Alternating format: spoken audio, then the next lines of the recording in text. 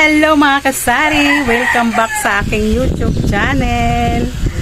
So ang ganap pala namin ngayon mga kasari, pupunta kami ng Silang Cavite dahil nandun yung kapatid ng asawa ko. Kauwi lang niya galing sa Abu Dhabi. So saglit lang dito siya sa Pinas. Kaya nagsara kami ng aming tindahan. So doon siya tutuloy, hindi na siya pupunta sa Valenzuela dahil kulang yung oras niya.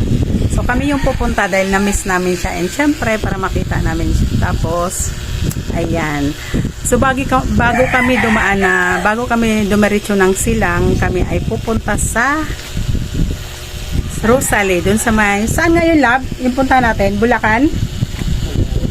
Lab, Bulacan ba yon? Pupunta kami sa Bulacan mga kasari. Bibili kami ng pasalubong. I mean, nagpabili po siya ng pasalubong sa Ate Jane. Bibili kami ng mga kakanin doon.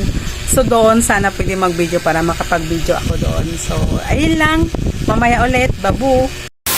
Nakasarado na yung tindahan namin mga kasari. Tapos yung asawa ko, sa loob siya papasok dahil doon siya sa kusina dadaan para ilock yung gate ng bahay. So, ayan. Pasakay na ako niyan mga kasari para alis na kami. So, alis na kami.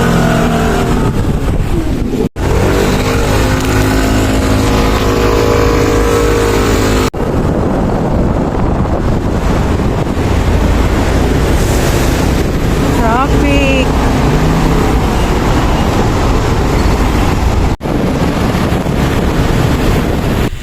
So ayan, nakarating na rin kami mga kasari sa Rosales. So dito kami bibili ng pinabili ni Ate Gina. Dadalhin niya sa Abu Dhabi pagbalik.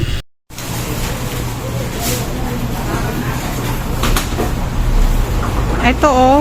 Ito labo.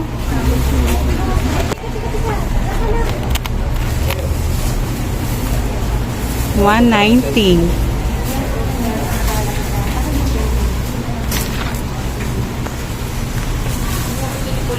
Ito yata yung gusto ni ate. Ito, pag may palaman.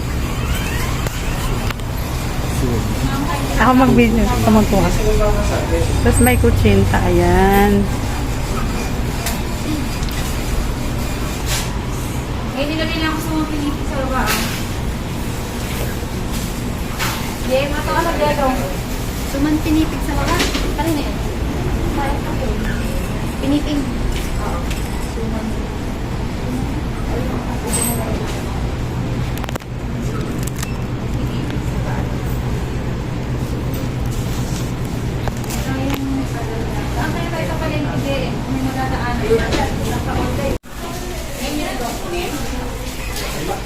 Ito yung mga atsara nila, oh.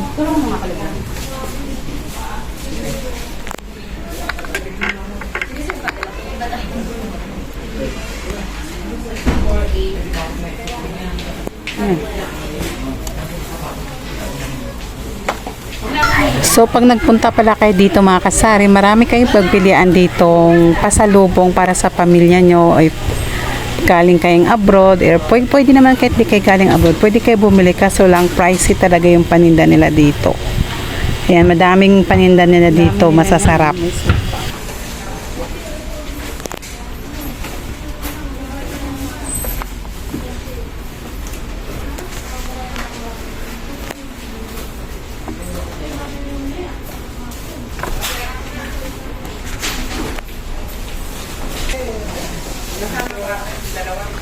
Halak ka, mayroon dito oh. Ang daming pang pasalubong dito. May mga ano sila, tuyo. Ayan, klaseng-klase. Tapos mga kutkutin, ang dami. Nakakalito mamili. Hindi nakakalito, kaso lang nakakalito pag kulang ka sa budget. Tapos ayan yung mga chicharon, sobrang dami. Saan yung may laman? Hindi ko alam ng gusto ni ate dyan. Kunin mo nga to. Dito naman sa side na to is mga kakanin, mga puto. Ayan, ang dami, di ba? Ang sasarap nila tingnan. Pero masarap talaga sila, promise. Tapos may mga kutkutin. Ayan. Kanya-kanya silang area.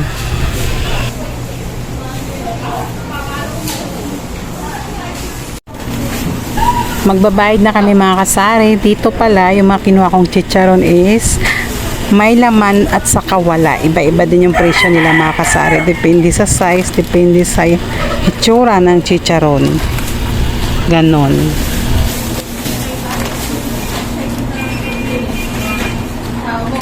Tapos yung total ng binayaran namin is 2.8 something, 2.8 plus.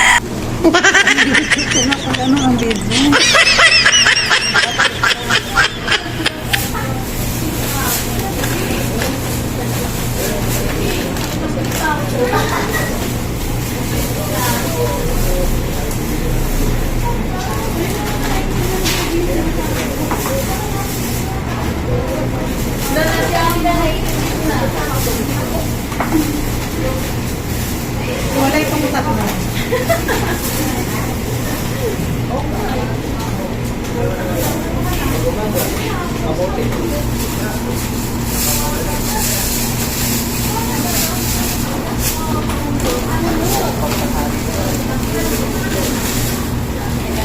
Iwalay daw ng plastic. Ay, ma'am, iwalay po ang bayad? Oo. Dalawa?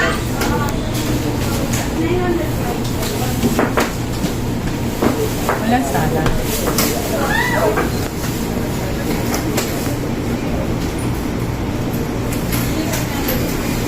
Okay na yan. Iwalay po ng bayad? Nasaan yung resibo ng isa na sa amin na din? Yung sa akin? Yung pangalawa? Okay na. Palabas na kami mga kasari. Tapos sa side na yan, may hipon ang laki. Hindi ko na tinanong kung magkano ang presyo niya kasi hindi rin naman kami bibili. At ang dami naming bit-bit. So, mag-ayos na kami mga kasari. Sana magkasya yung bit-bitin namin sa motor.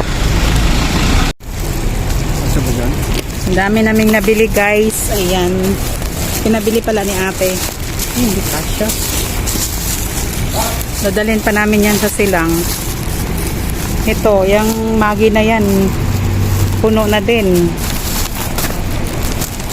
A few moments later. Dahil walang traffic ngayon, so nandito na kami sa Manila. Saglit lang.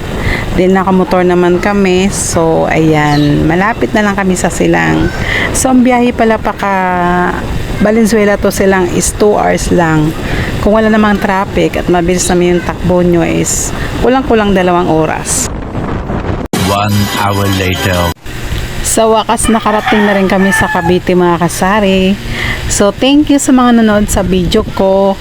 Saka may part 2 pa. Bye bye!